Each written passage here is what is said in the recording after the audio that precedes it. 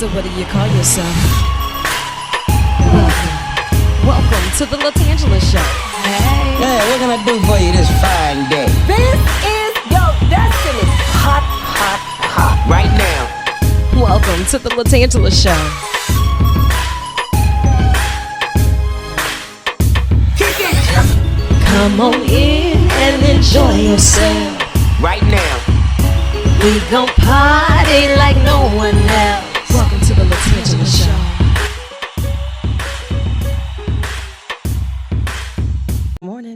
Good morning, sunshine. What's up? Wait a second. You gonna let me get this fangirl moment out real quick. You hear me? Oh my God. Listen, this is how I want to kick off the day. This level of energy right here. You showed up on time for me. You showed up. I'm talking about this is just greatness. This is the mama I made it moment. How you feeling? I'm good. Oh man, thank you so much for taking time out of your schedule to be here with me today on the Tan Line. You know, usually I have questions that need answers, and right now I can't even find the words. We have a living legend on the Tan Line. You have been a vet in the entertainment industry for so long, holding key positions and being so influential, but yet you have a massive platform and you're still not getting lazy. That says so much about you, you know? I was reading through the bio and I got questions that need answers, and then we're going to jump into this #1 new release on Amazon. Congratulations. Yes. We're going to take all of that. All that, you hear me? All of that. All that. You know, when you start talking about humble beginnings, how is it that you knew that the world of entertainment was going to be the world for Benny Pough? How did we even get there?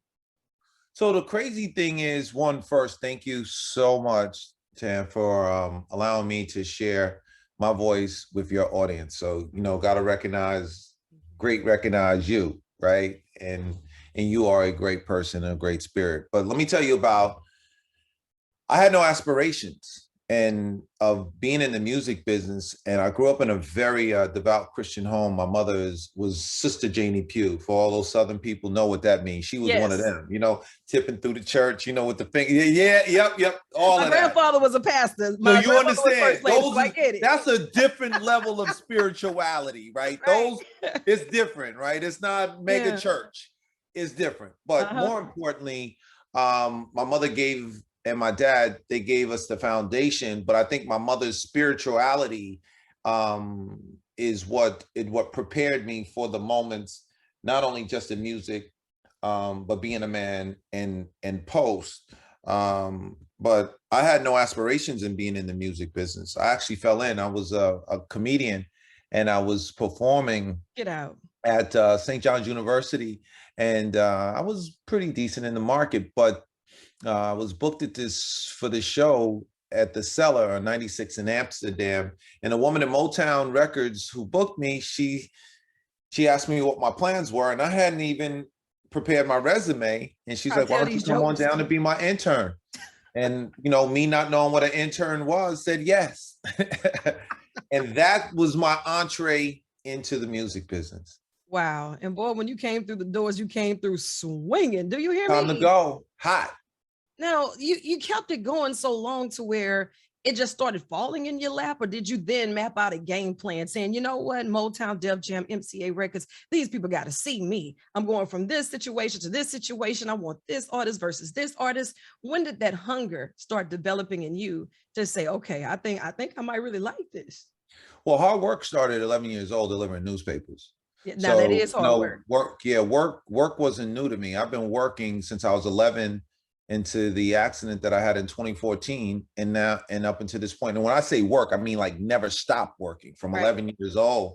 So that wasn't new to me. So getting in the music business, kept my head down, realized that it was a non-traditional product, but I fell in love with the ability that we were able to make superstars. When I started, it was a cycle of like 12 weeks. You really could become a star or popular, which would be the equivalent of going viral today. Yeah. Right? So the radio would give you the power. If you got on all the stations, or you had enough stations, people supporting you would make you pretty much an instant success, but it's really, Absolutely. you know, a couple months. But like now it's nanoseconds and you can be something. So it was that. So for me, realizing like with this product, this thing, music, it's like I love it and I love the business of it. And from one step to the next, to the next, to the next, Right. I just kept my head down and just kept working. And that's good. And I really think that today's generation, they're so used to this microwavable type situation to where it's just a quick fix and you're in it, you know? Things have changed so much. Like I've been in radio for the past 25 years. So to see how things have transitioned and to see the processes and the flow of things, it's like when you have living legends such as yourself that understand what relationships and leveraging those relationships really look like, what it took time for things to merge and to develop before you just throw it out there and say, okay, cool, let's go. So when you begin to ink that and you have this level of transparency, yeah, everybody who think they want to know something about the industry or about leadership or about life and utilizing platforms, they need this book. It's not number one by accident. That is That's on right. time. And That's now right. you have this pivotal moment, right? When did you say this is the aha moment? I need to tell my story. Because see, Benny, half of my stories I'm taking to the grave with me, right? They don't Well, I'm they don't taking need to more than know. half. I'm taking more than half of mine to the grave. So if you're looking for that in this book, that's not That's it, ain't it. right? Because listen, you don't kiss and tell. You know, that's the way we grew up. It don't work that way, right? Love it. You know, but I was in a near-death car accident in 2014, August 31st, where I hit a tree as a passenger at 90 miles an hour, and I sustained a level 2 concussion. Level 2 concussion. That's when you black out between 1 and 5 minutes. L3, L4 vertebrae fracture, bulging disc in my back, lacerated liver, which led me to lose half my blood supply. And we hit the tree so hard that the seatbelt severed 2 feet of my small intestine. And in that moment, God put a book inside of me called On Impact. And IMPACT is an acronym for intuition, mastery, pivot, authenticity, connection, and teamwork, which are the pillars that I live by. Right. And at the back of the end of each chapter, I created what's called a hit list of takeaways that people can apply to their lives, and pretty much say, if Benny can do it, I can do it too. And I feel that I can meet everyone, every reader, every person that is exposed to this book at their level, because I've gone from intern to CEO. Right. Wow. I'm sorry, my eyes are just tearing up right now because you know people, they go through things and never really understand how to put it into words, right? God has been so great and he saved your life for a reason. He put that in you. And it's hard for people to realize that they go from A to Z and all of a sudden things, they shake you. You have that impact moment, but how do you impact lives from that, right? I was excited just to get this interview, but you were such a source of motivation. You Oh, know, wow. even for myself, you know, I'm a singer, songwriter, author, been working with the radio station for 25 years and still feel the need to utilize the platform in order to encourage others and to have people who are on such a high platform, such as yourself, say it's important that I talk to any and everyone who would listen because they need to hear this. That speaks volumes about who you are, right? And I can't wait to start thumbing through this book, getting it and seeing what this hit list is all about because it's only the truth. And now it's your story in your words so many times. Yes, People, they will tell your story for you one way. That's right. That's right. They will. That's right. If you had to say this chapter is one that's hard to relive, going through, which was the hardest chapter in the book for you? On impact, life, leadership, and betting on yourself. Well, actually, it's a combination of the journey. So I can't put it in isolation because I've read it over and over and over again. And every time I go through it, I see a nuance. It's just like, you know, listening to your favorite record and you go like, wow, I didn't know that there were chords in there. Like used to make my kids when they were growing up, listen to all of the classic R&B records. Like, you know, I always love my mama and, you know, the OJs and because you'd hear the instrumentation and you could you know, and teaching them music, like, can you identify this? Can you identify that? Because sometimes you're just busy dancing and enjoying music that you don't really hear the complexity. Right. And the same thing with the book, you know, the intro, reading through it, thinking about the visual aspect of, I actually saw my mortality. I lived my mortality. You know, I actually had an opportunity to reflect and think about, you know what, I'm not gonna at this point have any more celebrations. Won't be any more birthday parties. You know, who's gonna take care of my mother? She has Alzheimer's. Who's gonna pour wisdom inside of my children at this point? And then I think about, you know, delivering newspapers and all the lessons that I've learned.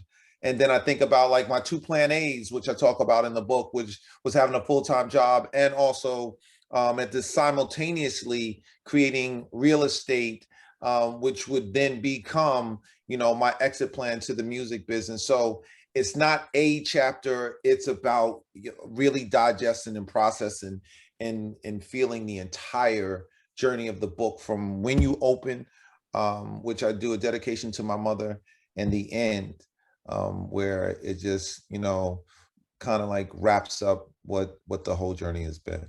I love it. You know, and in this book, you talk about betting on yourself.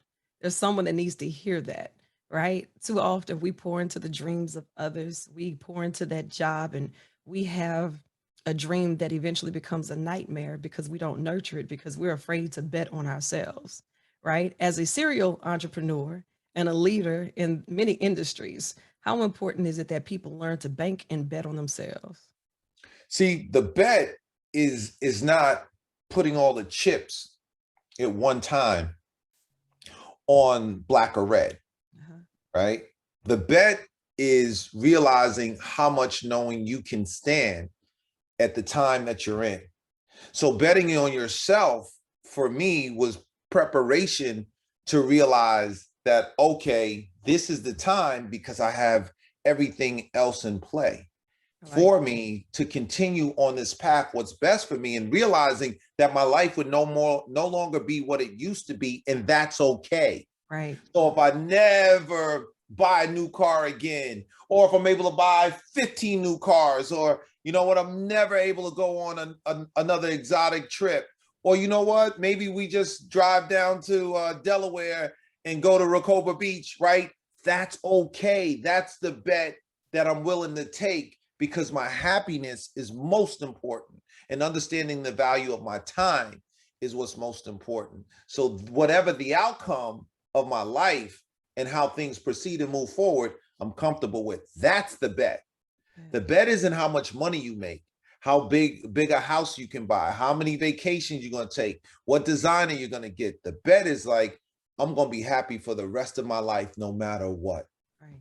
Right. I love it. I love it. Let me tell you something. Anytime you need to jump on the tan line, you just say the word, it is done. I know that you out here touring, signing these books. If you don't make Louisiana a stop, I'm going to feel some type of way. I cry in public, Benny. Make your way down here to Louisiana. I got you on the crawfish, etouffee, and some beignets in the meantime, okay? Wow. Okay. So you know my son went to Tulane, so I'm gonna hold you to that. Please do. Come on down. It's a field trip. In the meantime, everywhere that books are sold, do whatever you need to do to get it, except bootleg. There shall be no bootlegging of None of that. book. None of that. Okay. #1 new release on Amazon on impact, life, leadership, and betting on yourself. I'm proud of you. I love you. And there's absolutely nothing you can do about it. Thank you so much. Thank you. Thank you so much.